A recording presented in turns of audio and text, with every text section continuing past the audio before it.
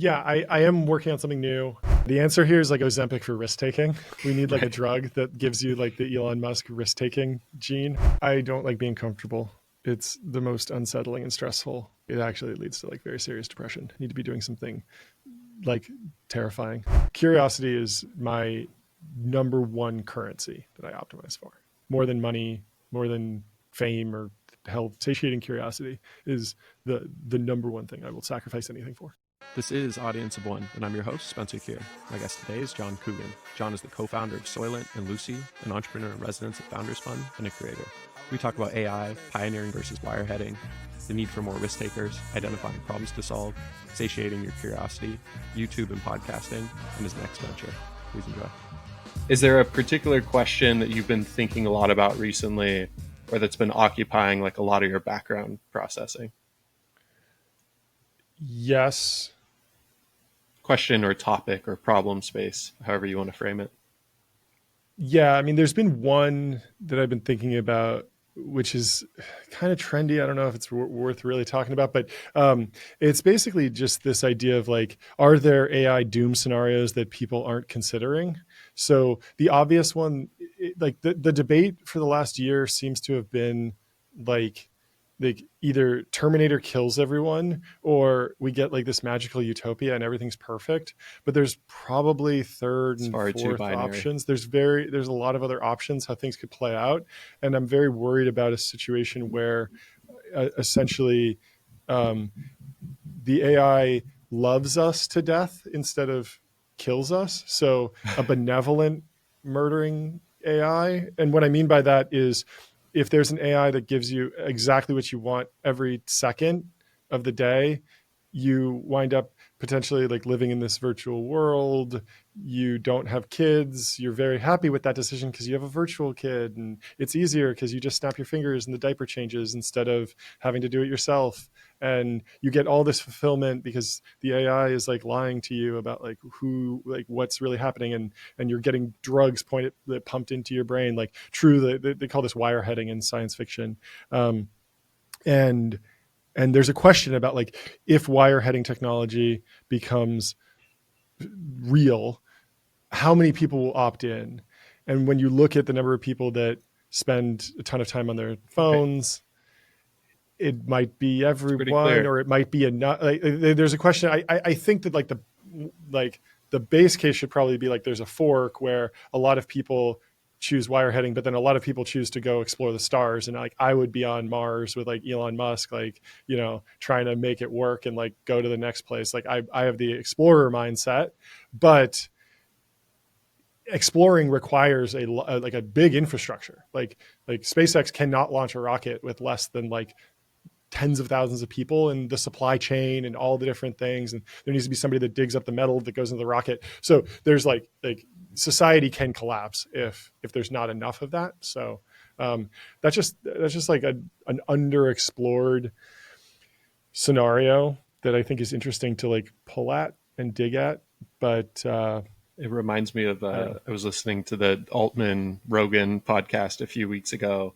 I didn't Yeah, he end up talks about the finishing it, but there merge. was an aspect there was an excerpt from it that really stuck with me where Sam was like, uh, I think it's actually fatal for us to remove the struggle. Like that's a essential part of the human experience is that struggle that then leads to the outcome. Yep. And kind of what you're brushing up against is like if everything's handed to us on a silver platter. And we've been seeing increasingly a shift in this direction. I mean, look at all like the Ozempic discussion that was Yep. going on in recent months. Think of a world where we have Ozempic for everything, Yeah. and we've completely removed that struggle. But I'm not. I think it's one thing to identify that risk, and another to say like, with all the million permutations of that, how do you potentially protect against it? So I'd be curious if you have any thoughts on like what is actionable there. I think it probably comes down to like cultural values, building a culture around, you know, like because I don't have some sort of you know s- steely logic for why humans need to colonize other planets or explore the stars. I just feel that it's what we should do, and I think that might be enough, I think it might be enough to just convince other people, to inspire them to say, yes, like we should go and go outwards and continue to expand and increase energy usage and explore. But there isn't really super strong logic to that. It's just kind of like the vibe. Yeah, maybe there doesn't have to be also like the Yeah, history but of like vibes are humanity. very important in terms of culture. Like True. people, like the if the wire heading thing becomes like the trend and it becomes cool, like a lot of people can like go down that path. I think importantly, what you're saying is let's demonstrate and communicate a positive narrative about this pioneering um, aspect of human nature rather than protecting against the trying to be anti this other wire heading approach, which Yeah, I think is like we need a more positive narrative than trying to deter people from the negative one. yeah, yeah. Is there It's very tricky, but anyway, that's just like sci-fi stuff I'm thinking about. yeah, it's fascinating. Is there, do you have, I mean, you've been spending a lot of time with aerospace and defense companies, both through Founders Fund and then also through uh, Just YouTube your generally. Yeah. YouTube channel, but then also your podcast. Um, is there a point at which you're feeling compelled to like turn that media coverage into like action and start your own company in the space that's uh, pioneering in some way? Not really, because I mean, having studied the companies that have been successful in defense technology, I know that it's not a fit for me. Like it usually requires a billionaire, not a billionaire. Um, it also requires, like deep hardware, software expertise. I have some software expertise. I'm not really a hardware guy. So like you can maybe put together some crazy crack team, which what has happened at the companies that have been successful. Mm-hmm. Um, but I don't really see a particular gap in the market that I'd be interested in going into. I'd be much more interested in finding like a solution where it's like you're selling shovels during the gold rush, maybe something that could like help all the defense companies in some way. And the media and is in some way is doing that, in the sense that like you watch a documentary about a company, maybe you go work there, like it's benefiting the industry broadly, which I think is good. But I don't see myself like building a drone. That's just not like my background or anything like that. It's cool stuff though. Yeah, that makes sense. Um, I want to go back kind of to the beginning of your experience in tech and talk a bit about YC and kind of the early stages of building startups. Yeah. And listening to a couple of your other podcast episodes on other podcasts, you touched a couple of times on this topic of problem discovery and experimentation. And I think at the time you went through YC, I think in fact you were going through an accelerator, like a hacker house that merged with YC, something Yeah, it along was those lines. complicated, but yes, basically YC. Okay. Um, but it was even earlier stage than it is now, I believe, and it was much more a focus on like this idea stage, trying to prove out concepts. I'm wondering if there are. I know just before we started the episode, you were talking about it's difficult to create generalizable advice for people, but are there any kind of guidelines or principles around problem discovery and experimentation that have stuck with you over the years as a result of your time at YC? Yeah, I mean, I think the the narrative that I can tell is like what I experienced, which was like YC says make something people want, build something that you yourself can use, like solve a problem for yourself. These are kind of common heuristics, and that's essentially what we were doing. Um, just making notes about little frustrations, but for a long time we really did start with like the imagined problem that we didn't actually have.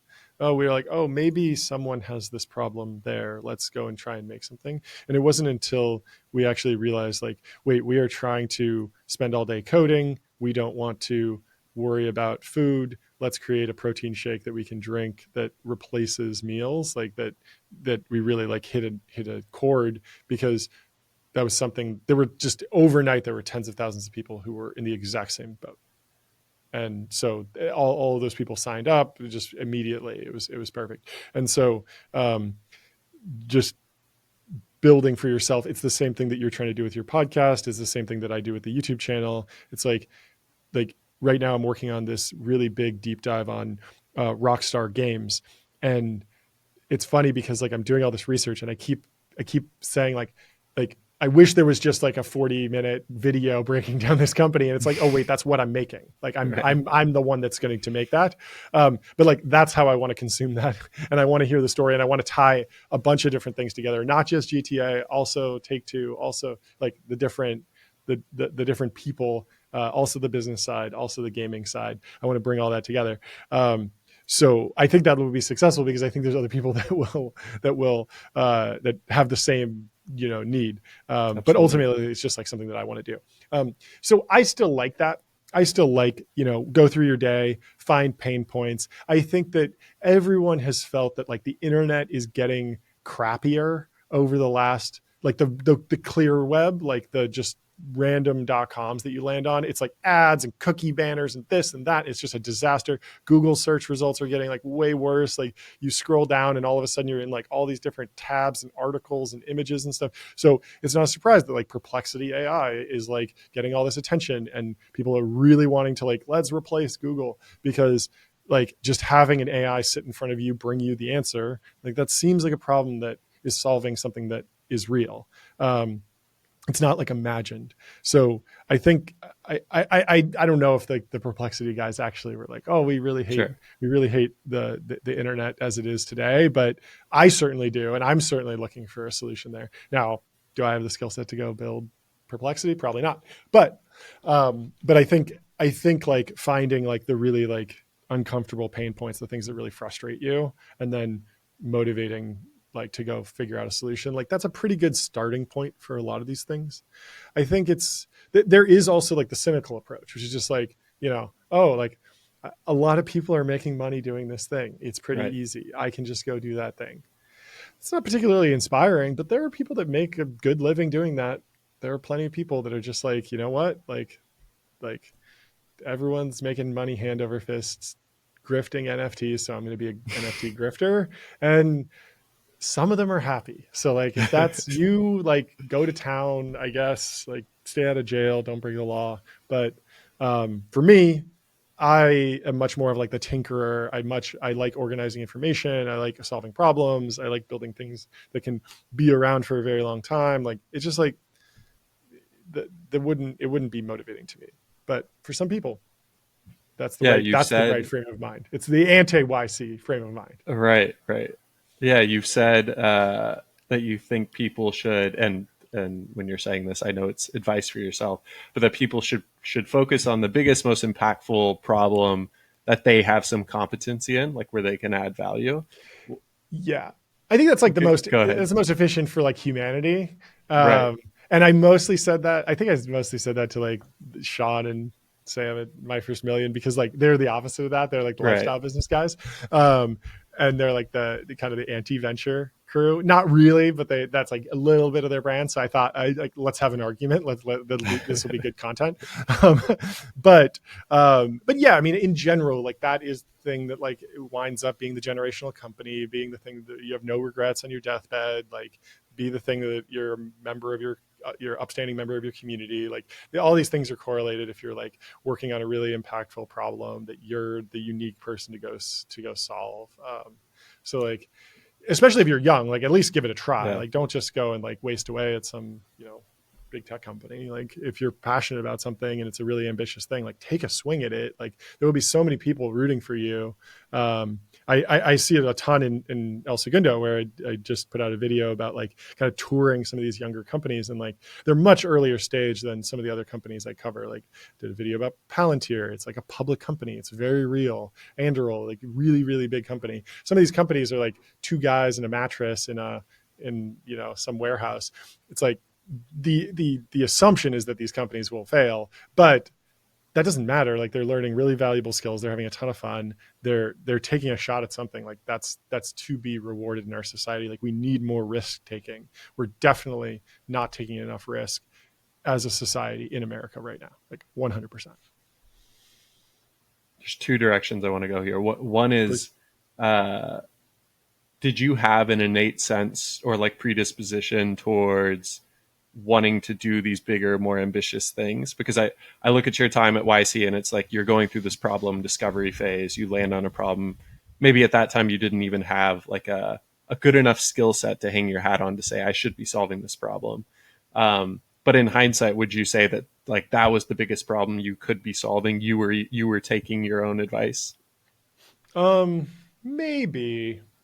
Or is that like a muscle you exercise I think over at the time and earlier it builds stage, towards? I think at the earlier stage, we were really just like, let's try and make $1 of revenue. Yeah. Like we're starving here. Like let's do anything. So we were like about to start like a t-shirt company, and we were doing stuff in gaming and Wi-Fi networking and education. We were just like all over the place, just trying to find something that felt right. Just really just pawing along in the dark. But, a lot of these things also get like kind of retconned after the fact. Like, you know, with any of my projects, it's like, you know, are we like changing the way the food industry works and like curing obesity, or is it just like a protein shake company? Like, kind of depends on how well it does. Right. If it does really, really well, everyone's gonna be like, "Oh man, he is like a genius for like health entrepreneur, like changed the direction of American health." And the same thing with Lucy. It's like, you know, are we like single-handedly like killing tobacco for good and like saving millions of lives, or is it just like, you know, oh, it's like some of the people like chewing nicotine gum sometimes and it gives them a little buzz. It's like kind of either. I don't know, like it kind of depends. Yeah, Depends on I like think where we're things end. Like there is a big vision, there is a big like problem to solve, there is like a big need. I think it's probably more important for founders just to like be able to tell a story about that and then actually believe that story. Like if I think there's a big difference between founders who believe that they will be solving that the problem is big enough for them to solve it as their life's work. For they don't think it'll be solved in 2 years. If they think it's going to be solved in like 2 to 4 years, that's going to completely change the way they run the business. And that might be good. There are people that spin up social apps and sell them, like, and they have a great who time. won't be named. But but it just kind of depends. Like but the people that are successful in that, like they go into it eyes open, and everyone on board is like, this is the plan. The most important thing is just like alignment around the plan. Because if a VC is like, I only fund life's work entrepreneurs and I'm only going for companies that can be 100 billion, $1 trillion companies, public companies, like really foundational things. I want every founder to be on this forever. And then you show up and you're like, I want to sell this thing in 2 years. Like, A, they won't fund you. But then if you lie to yourself or you lie to them, then you're going to have conflict down the road. Maybe it's fine, maybe it's not. But like, or your employees are going to say, oh, well, like, I thought we were going to get acquired and I was going to go, you know, sail off into the sunset or work somewhere else, or, oh, like actually like vice versa, you know, something like that.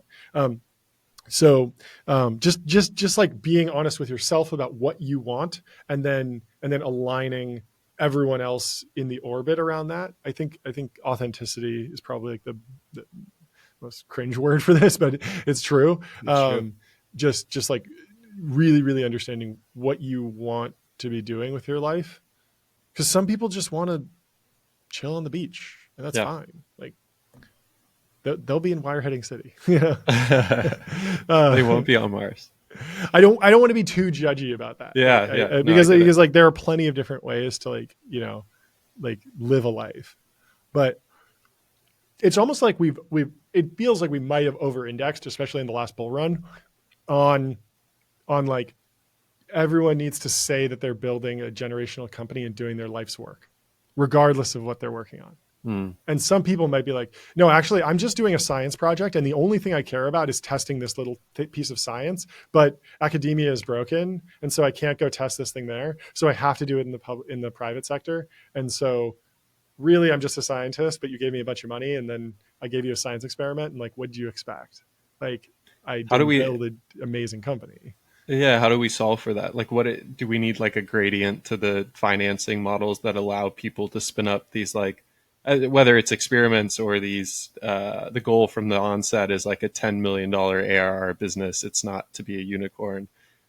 Feels like we need things in between there, but there aren't I mean, markets that those incentivize that. yeah, I've heard about this like a number of times from people like, oh, like why aren't there like financing structures for um for like lifestyle businesses? And like there are like you can get a credit card, start a company tomorrow, and it's not that expensive to put up a website and get a customer to pay you for something that you built.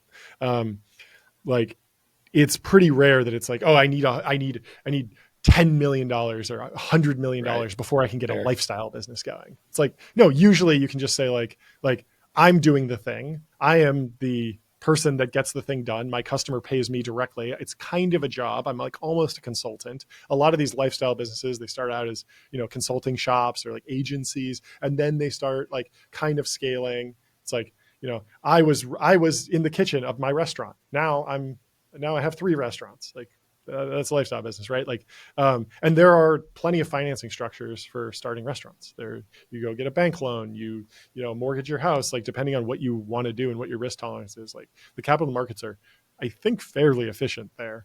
And then also, I mean, I just saw today on Twitter, like Ryan Hoover, the product hunt guy, was talking about how he wants to like Yeah, I saw invest that in too. some he wants to invest in lifestyle businesses or cash flowing businesses. The tiny guys have been doing this forever. Like there are a bunch of structures. It's just like go into it. Like don't walk into, some $1 billion mega venture capital fund or some like hedge fund and say like, hey, like good news, like we're going to maybe making $2 million in cash flow forever. It's like, yeah, well, they're not interested in that. So, Yeah, get out of don't here. delude yourself. With that being said, I've heard from a number of founders and investors, especially in like the last year as I've been doing this podcast, that the bottleneck on innovation, I think understandably is somewhat commonsensical, is these like elite, agentic, ambitious founders, and that we need more of those.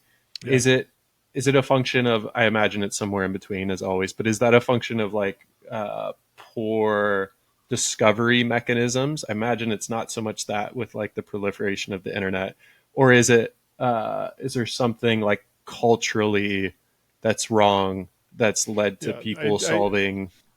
Yeah, go I don't for it. think there are 10 more Elon Musks out there who just can't raise money. Like that doesn't seem right.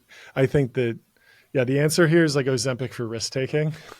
We need like a Right. drug that gives you like the Elon Musk risk taking gene or whatever. Cause he truly like has just an insane risk tolerance and just Yeah. is constantly raising the stakes and just doing like crazy, crazy stuff, which is awesome. And there are people who have like the educational background, the technical skill set, the intelligence. Like it seems like, I mean, if you read the Walter Isaacson book, it seems like the real like X factor is like he checks all the boxes, and then he also has this X factor, which is like insane risk taking, and that seems to be something just like crazy in his brain that is very, very rare.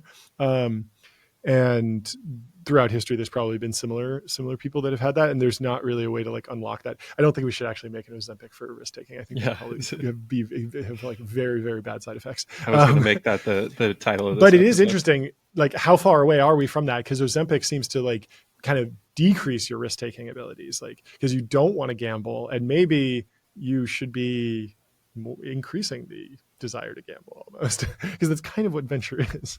So I don't know. I think it would be good to pull some of the founders who don't want to be in the private markets, like out of the private markets, and give them a way to express what they do without needing to build a company around it. So the classic example is like we don't have like a Richard Feynman today. Like the academia is like so broken that like if we have like a genius scientist, like we force them to start a company, and that's like kind of the only way for them to actually do like real research, which is very sad, because those people they don't really like running companies. They don't want to be managers. They don't want to have to like game the financial markets. These people are not like figuring out how to SPAC their companies.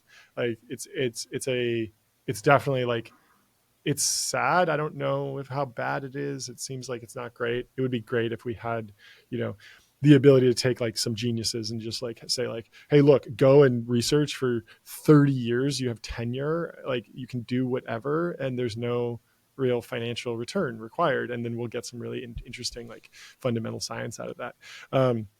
in terms of like pulling more people into the entrepreneurial space, that is a tricky one. I don't know. And maybe it's something you can't force unless we are coming up with this Ozempic for risk taking. Yeah, I mean, I'm thinking like there might be a way to like take some of the easy roads off the table.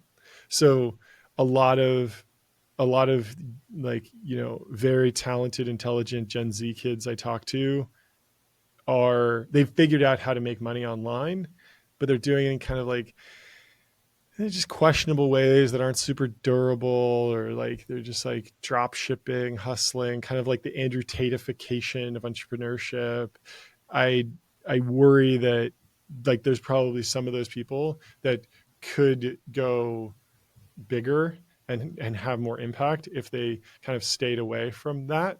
So the way to stop that and cut off some of those pathways would probably be with like some more wrist slaps. Like it seems like CoffeeZilla might be like the only person stopping NFT scammers right now. Like if people are getting robbed, like the SEC probably should step in on some of this stuff. And just like the this the government doesn't seem to be working efficiently in this regard whatsoever. I'm not really for like a ton more regulation, but Yeah. there just seems to be like a lot of people who are effectively criminals, and they could be probably building something more beneficial with their skill sets. Like we should be like rehabilitating these people more than just like, you know, I don't want them to be like locked up or anything. I just want them to like, okay, like Redirect their energy. that easy money faucet has just been turned off. Yeah. So good job. Because a lot of entrepreneurs have crazy early stories of things that like kind of sound like scams. Like I worked at a scam like very early on. I wasn't running it. I just worked there for a day or two. But even just like, you know, as you're exploring on the internet as like a young kid, like you can, I know an entrepreneur who was selling uh, cheats for Minecraft, or like hacks for Minecraft that would like help you do better in Minecraft. It's like, that's like kind of immoral, probably against the terms of service. I don't know. Is it really that bad? Probably not. But like, that's actually cool that he did that and like built a little mini business around it and then went into like legitimate things. Right.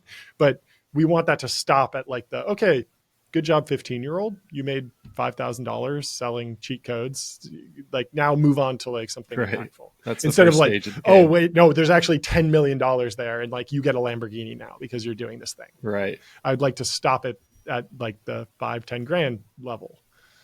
Yeah, I have my stories on that as well. I used to sell power balance. I'd buy power balance bands from those like wholesale Chinese Yep. sites and then sell them back on eBay at a Yeah. significant markup. Yeah, it's great. But Like I think it's an important formative experience, and it builds some very very general muscles for entrepreneurship. Like you have a profit and loss statement. That's important to build that skill. It's kind of hard to learn it from a textbook abstractly in like an accounting class. It's not quite the same as actually like doing it. But yeah, it's like some of these areas are like kind of dead ends. That might be an interesting source to pull some yeah, entrepreneurs, because it does seem like we're a little bit underweight on like the Gen Z entrepreneurs right now. Obviously, Alex Wang's phenomenal. There's a bunch of others. I don't want to like discount anything. It might just be early. It also might be something with like the structure of like we were at a real turning point with the internet. It was a total land grab, so you could get like, you know, Mark Zuckerberg and all the social entrepreneurs could like come and actually have like a level playing field to really go out and compete, and they could just crush and build really really big businesses. But it's weird that like last year, like the number one like, you know, founder CEO person is like a millennial Sam Altman instead of like a Gen Z kid. Like he like Sam Altman kind of, I mean, it came up obviously like a decade earlier, but he really, really hit like the tens of billions of dollars tier like 10 years after Zuck, but he's like the same age almost. So that's but like in kind fairness, of he odd. started what 7 years ago. Yeah, of course. It's just like it would have been like, 10 years ago, Zuck was like the kid straight out of college. Like there is a different path here where like the tens of billions of dollars entrepreneur focused on AI breakthroughs with like the hottest company is someone like a college dropout Right. who's like in their 20s, and we're all like, oh, the kids are at it again, like it's the next Mark Zuckerberg. Like no one's Yeah. calling Sam like the next Mark Zuckerberg, because like he's been in the game the whole time, and like it's an incredible achievement, and it's a testament to like what happens when you spend 10 years working on a really fundamental technology. OpenAI is an incredible company, but it's just like, you know where's the Mark Zuckerberg, right? Yeah. Of this next generation. Um, Digging into kind of D2C and CPG for a minute, Yeah, I think one of the things I found really fascinating about your journey is uh, you you built these CPG and D2C brands through YC. When I imagine most of your peers at the time were building like true kind of software hardware yeah, companies. Um, and in fact, I think a lot of people would probably have difficulty raising like venture capital for those types of ventures nowadays. Um, Particularly interested in your second time with Lucy after having gone through it with Soylent. Uh, why did you decide to build? And maybe I'm exaggerating the like financial fundraising aspect of this, the difficulties around that. But why did you decide to build another CPG and D2C company? Um, is there Was there some kind of edge you felt like you had developed, or is purely the problem that you saw, or are you just a masochist? I am a masochist. I don't like being comfortable. It's the most unsettling and stressful. Comfort is uncomfortable.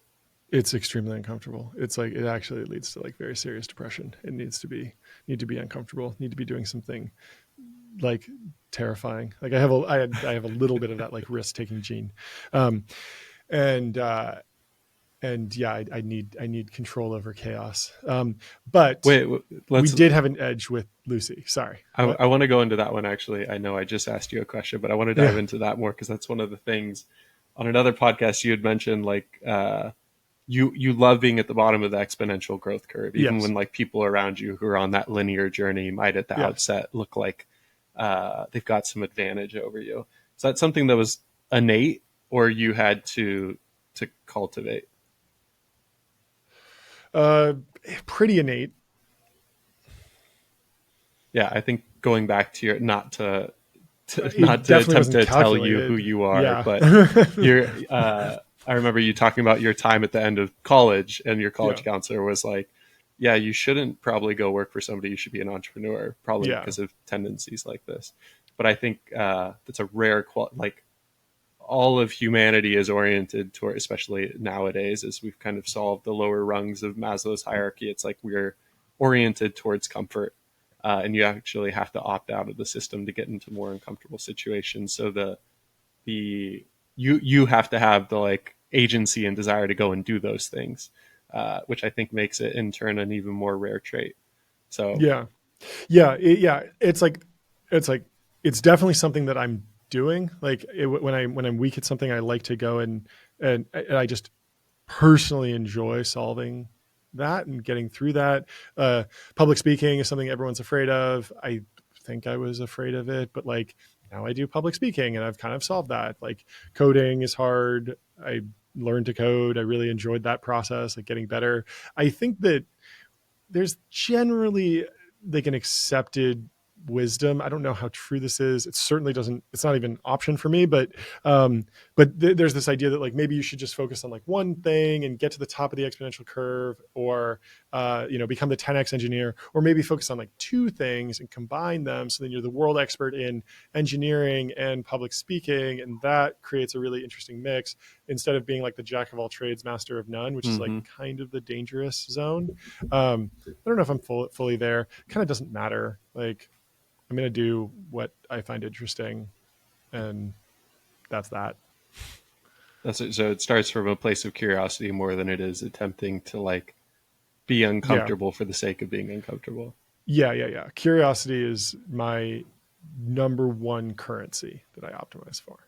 more than money, more than fame or health or anything. Like satisfying, satiating curiosity is the number one thing I will sacrifice anything for.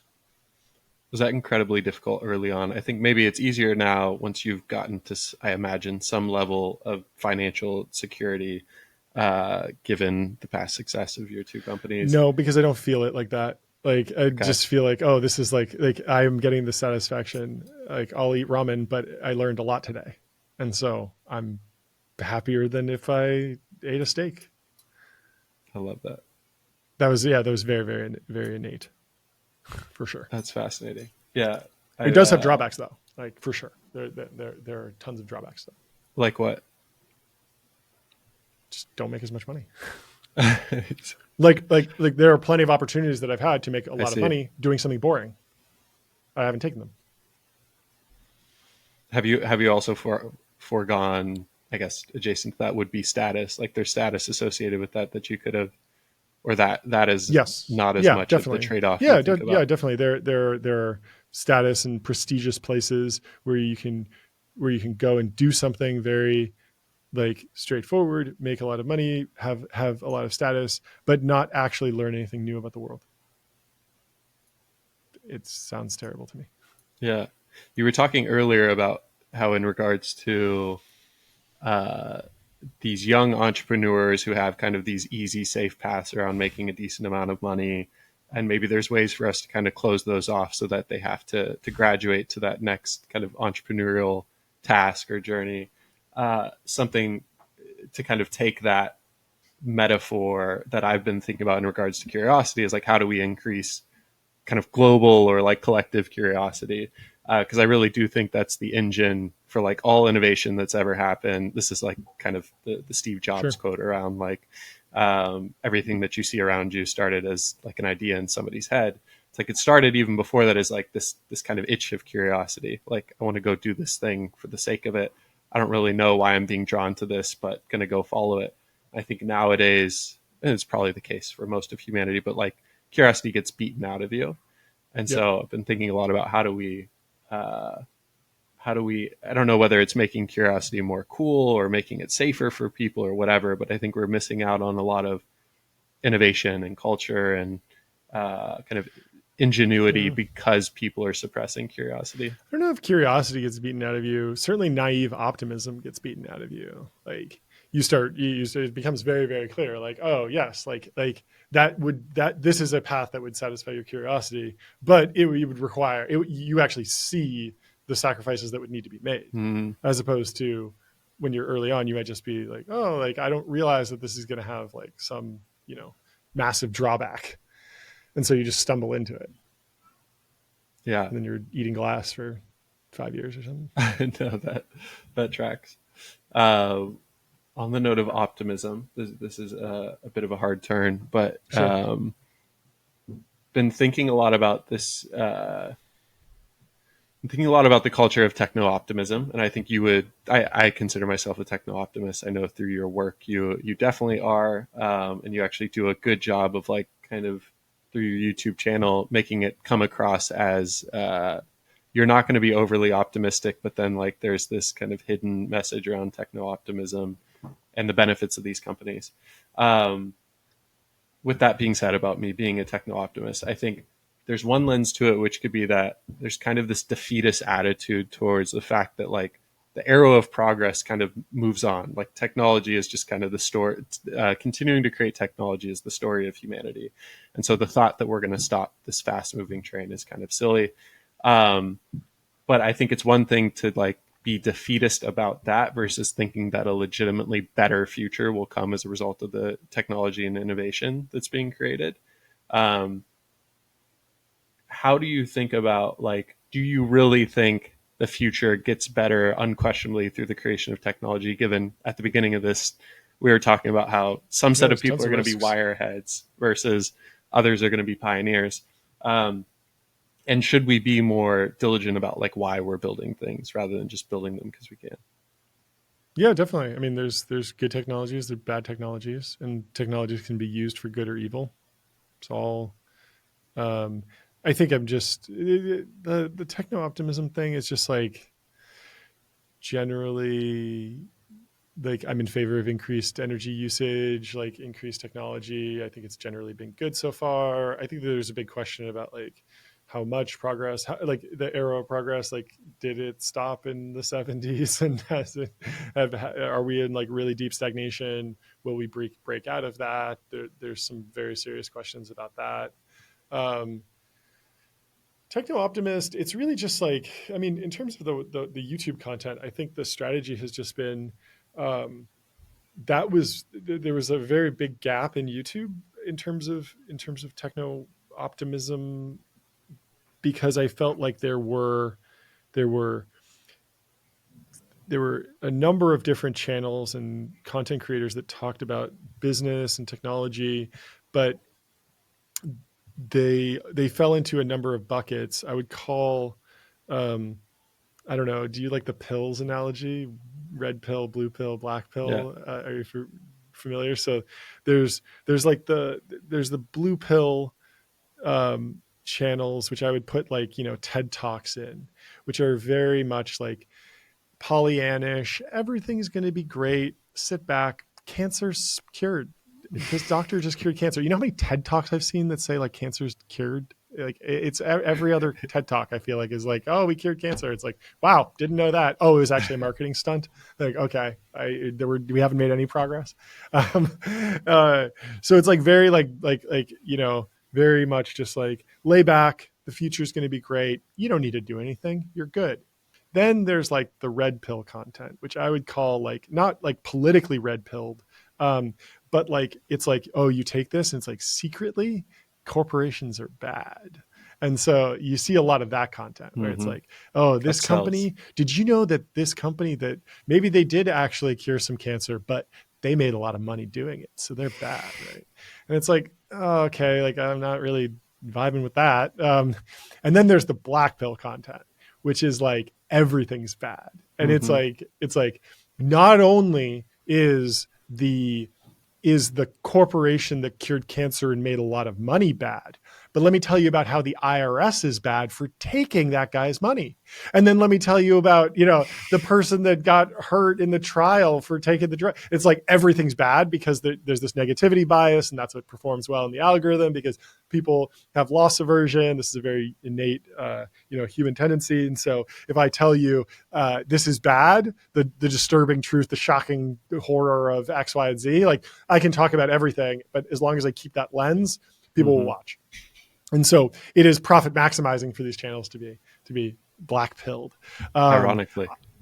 yeah. I think I wanted to come with something that was more of like a white pill or like a clear pill. I don't know what you call it, but like something that was a little bit more positive, but nuanced, but required, but acknowledged that technology wasn't going to move forward unless people actually did something, and focused on founders and focused on individuals and said, look, no, you can't just sit back and let the scientists cure cancer. Maybe we need to go out and make something happen. Maybe we need to really, really work on this. And maybe it does take like a Herculean effort from very, very interesting and controversial and heretical figures to get to actually move the needle on any of this stuff. And maybe there is a huge amount of risk. And maybe the real complexity is like, maybe we can't explore the stars without having teams of people sitting in pods, wire headed, who are, designing different machines and technologies for us or something like that. Like maybe it's a necessary risk. So that was kind of the overall theme of like, I think techno optimist might be like the wrong term Yeah. for that. I think it's getting old at this point. I think it needs a Totally. rebrand. Yeah. But I don't think I have it anywhere on my bio, but the vibe is it still fits the vibe. And I would say that like literally, yes, I am optimistic about technology generally, but there's much more to that. yeah, I think, and we touched on this earlier in the episode, but regardless about your stance on the issue, I think trying to tell the negative story doesn't help us in any way. We need to instead tell the a story about a better vision of the future. Like it needs I to would be disagree with that. I think okay. it can help. It just depends on where you're coming from. Like right now, a lot of the reason that people are telling the negative story is really just because they want control. They're just authoritarians, and so it's like if you were telling a negative story about technology because you are actually worried and you actually think that there's a problem and things should be adjusted and people should be aware of this and there's some sort of system that could resolve those issues, that's fine. But it's different when it's like, no, I just want the AI to promote my favorite candidate or whatever for political office on the left or the right. It's like, okay, you just want you to win and you're just using this as like a tool to get what you want. And that's how the game is played. I guess don't hate the player, hate the game. But like I don't think that's super valuable, but it's certainly valuable to actually like think through how these systems will impact the world and whether and if there's negative stories. Like As long as you have that intention of moving towards a better future. I definitely agree with your sentiment that like we are overweight negative sci-fi, negative negative just ideas around like in terms of projecting a future. There are very, very few positive ideas of the future. In fact, I have yet to really hear anyone concretely articulate a political structure that feels like going forward instead of going backwards. It feels like there's the people that are like, capitalism is great, I'm in that camp, like let's keep it going. Then there's the people that are like, no, we need to go back to communism, we need to go back to socialism, like stuff that we've tried in the past and hasn't worked, it's going to work this time. But I haven't heard anyone be like, no, there's actually this new thing that we're going to try and it's never been done before and it's going to be cool and it's different and it's not something that we're just going back to. And then you get the other people who are like, oh, we need to go back to feudalism or we need to go back to this. But it's like at a certain point, like capitalism was invented, like when's the next one coming? Yeah, capitalism 2.0. That's what we need. That's a great question. Maybe. Yeah, I had Emmett Shear on several episodes ago, and he like his last kind of closing comment around this idea was like, is there a future we can envision that's truly like positive sum, where it's not taking from one person to give to another, where it is everybody, and maybe this isn't capitalism 2.0, maybe this never occurs, or this is capitalism 5.0, but can we envision a future that isn't so like give and take, zero sum? There's some way everybody to some degree can win, at least that is like the question we should be asking and striving towards. Rent-free capitalism with no market failures. Something like that, I guess. I don't know. Is that your platform? Are you running? Are you announcing your? I have no idea. So I think we agree that we need more of like these white pill kind of framings around these narratives. With that in mind, do you see a larger strategy that your YouTube channel and maybe your podcast to a lesser degree is a part of when it comes to media? Like, do you want to build a larger media collective network with this lens, or is this just something you're doing for fun, you'll keep doing, and you're kind of less opinionated about the scale? I mean, obviously you want your channel to grow, but yeah, I want to make really great stuff that's impactful. I don't think I'm the person to build like the next New York Times. I actually think Mike Solana is doing a great job with Pirate Wires on that front. I think that he's much more tuned into media in that way. He's fast-paced reporting, investigative journalism, not really my forte.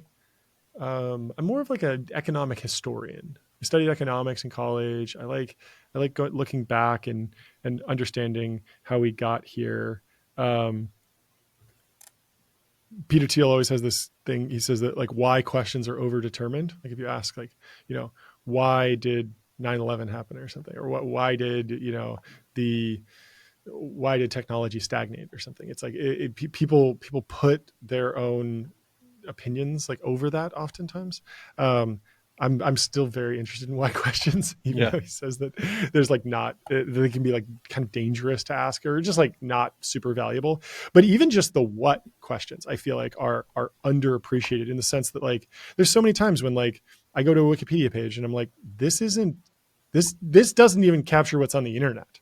And so I can't imagine if you're a founder coming into Silicon Valley and you haven't heard the story of how Rippling got started, or Anduril got started, or the story of Midjourney and like what David Holes was doing before Midjourney. Like that's really I was interesting just to me. listening to that one I yesterday. think, yeah, it's so crazy. He started this company and like it went through the ringer and like all this stuff, and like that's just like not told. So when I think about like what media is, um, there's news gathering, there's investigative reporting, there's something called profiles where they write a profile about someone, and sometimes they participate, sometimes it's a write around profile, meaning like they just talk to their friends, or they just gather other information. I like profiles, and that's kind of what I've been doing on my podcast, the Power Law Show, where I I read a lot and I listen to people on their podcasts. I do all the prep, but then instead of interviewing them, I just break down their whole career and their notes and kind of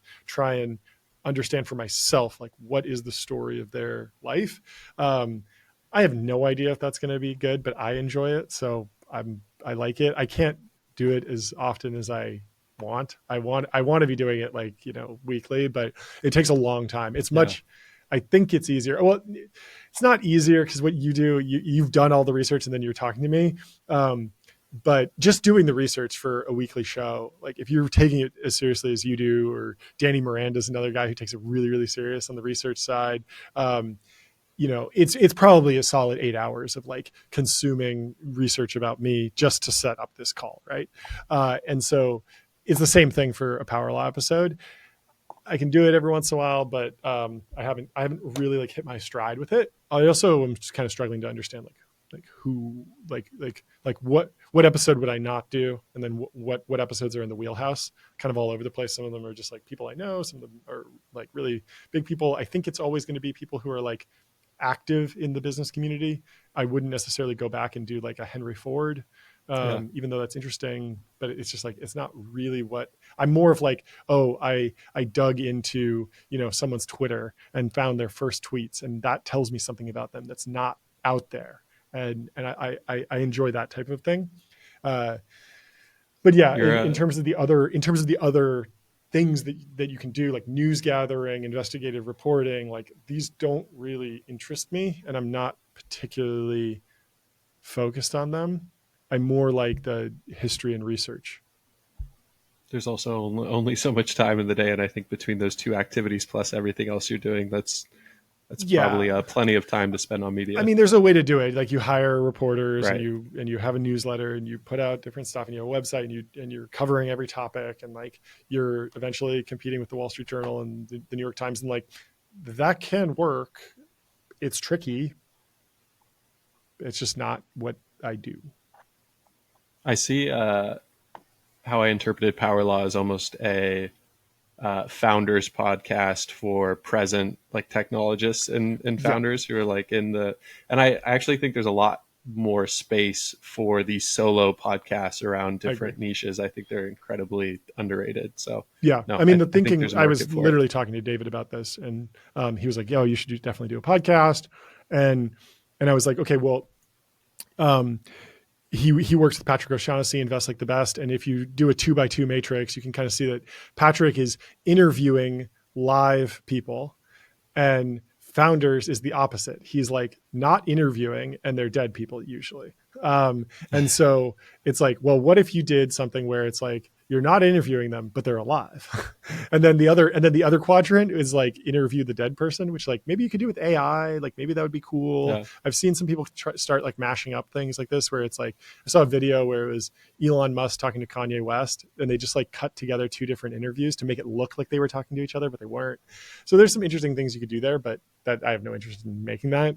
But I like this idea of like oh like Emmett Shear. I've done a video about Twitch, and I've I've actually met the guy. I've talked to him, talked about him a little bit on the channel, but I'd be interested to know, like, okay, what is the definitive story of this guy? Because it's very interesting how he, like, stayed at Twitch so long after getting acquired and then, like, went over there. And, like, there's probably a bunch of podcasts out there, but I don't know that there's, like, a definitive profile on him. So No, I didn't putting something together.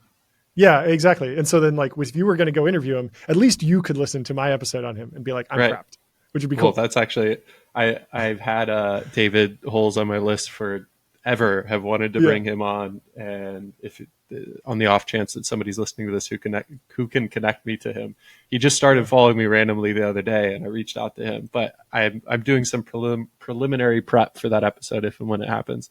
But yeah, I love that.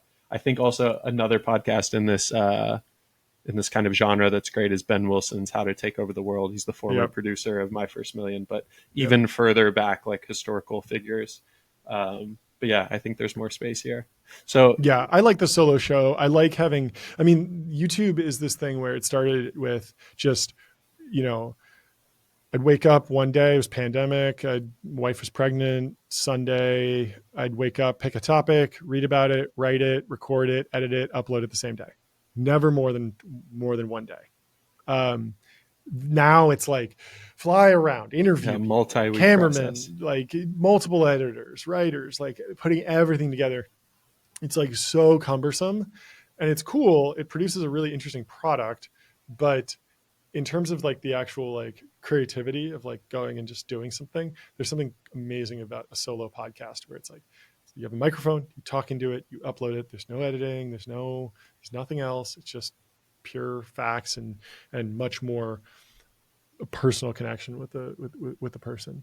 I mean, like, there's some videos that I've put out where, like, I'm less than 10% of the video. Like, I could conceivably make a documentary that I don't narrate because it just doesn't need any narration because the interviews are so good. Like, that's what gets on Netflix. Like, on Netflix, they don't say, like, oh, here's the guy who's going to explain everything to you. They just interview enough people.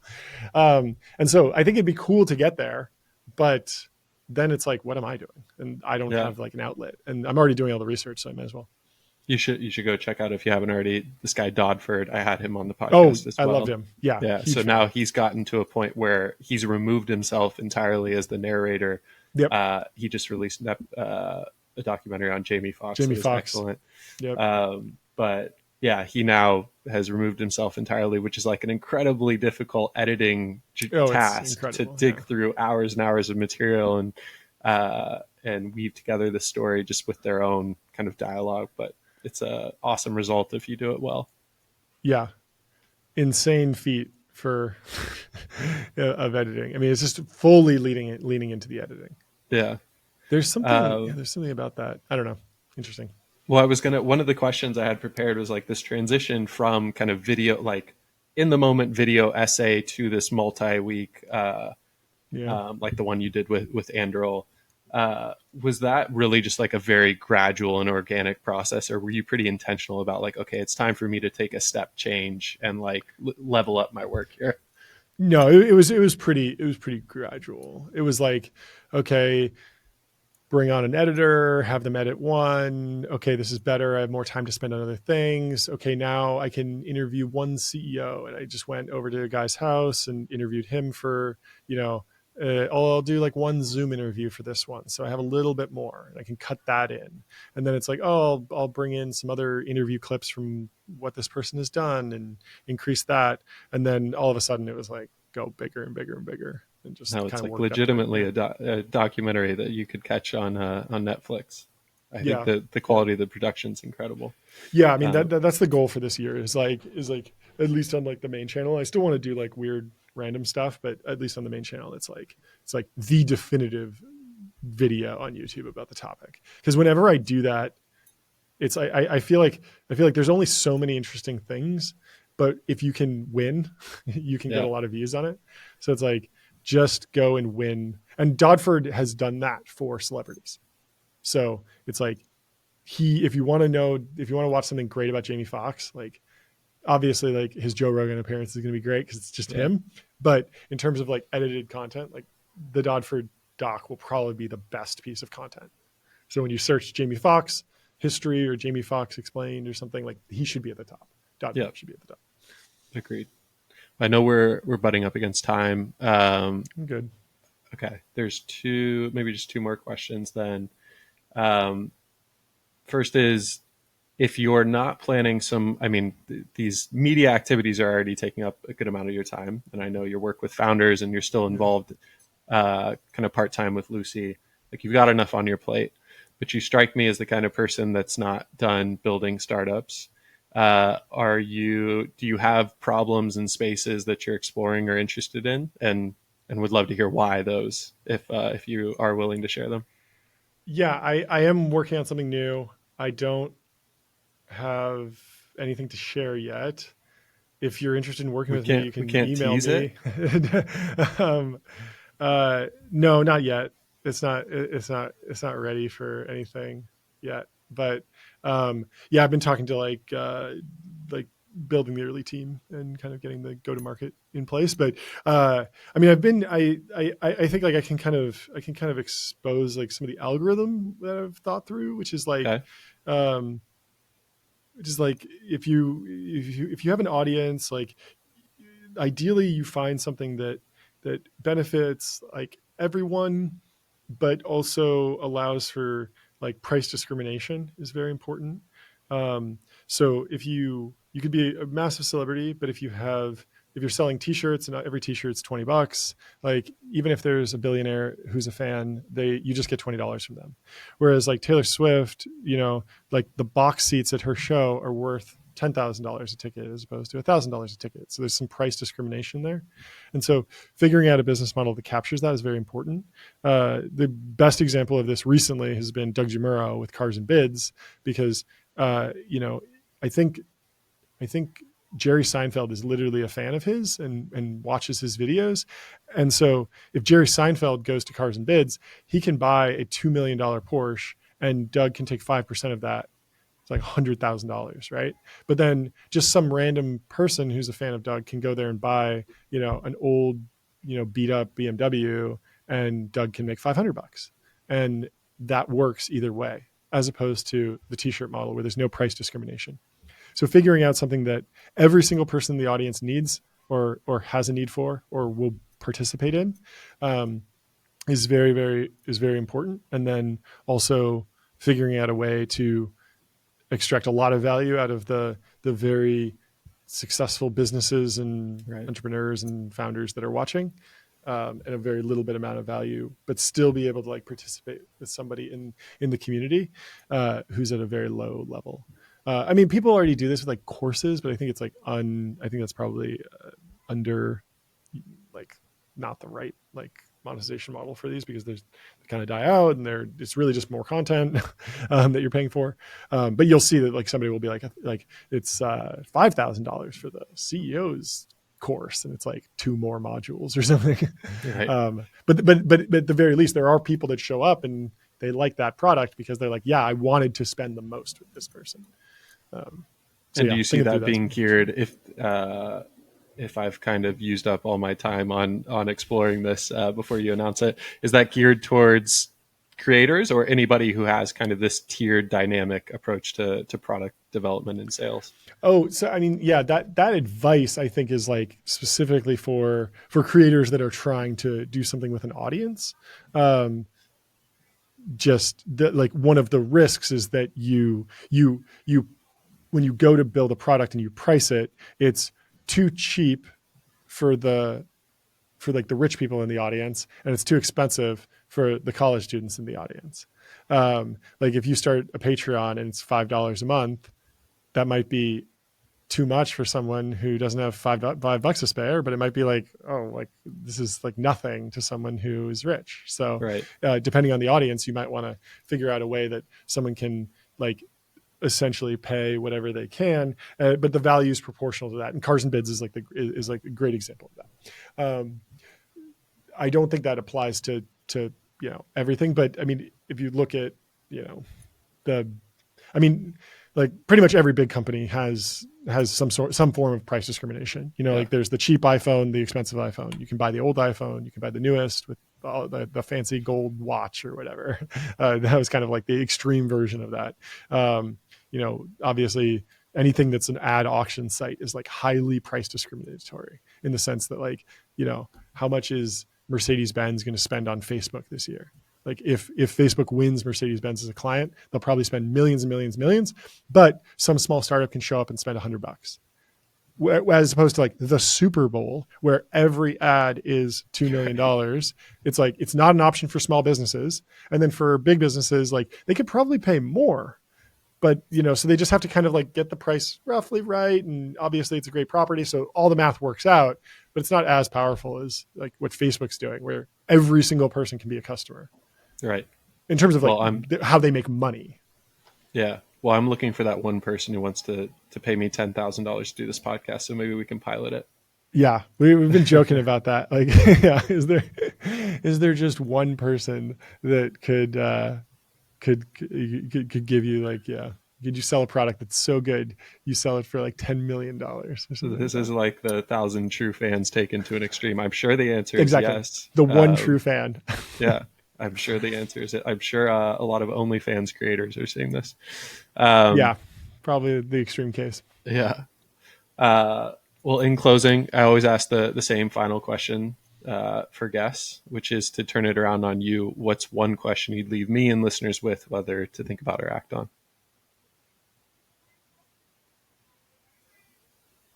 It's always tough. I mean, if I'm looking back through what we've talked about, the biggest one would just be, what do you actually want? What do you want in life? I don't know if it's like such a stupid question on the face of it, but I don't think many people have really grappled with it. Like it can take years for people to get to the right place with that. It can take a long time. And there's a whole industry of like, self-help gurus and ayahuasca shaman and, and then there's also like elite institutions that will say like, come here and become a doctor and you will be respected. And like, we will give you everything that you need. We'll check all the boxes. So like this, you will be happy, which is kind of what they're selling a little bit. But to really engage with that question and think about the trade-offs that will be required to get there, I think is it's a valuable exercise. There's a lot of layers there. Yeah. And that is some variation of that is the number one question that's come up repeatedly on this. So yes, it's always interesting to hear more and more people say that. Well, awesome. John, thank you so much for your time. This was a blast, and looking forward to hearing more about the new co and following along with your media ventures as well. Thanks, man. Thanks for having me.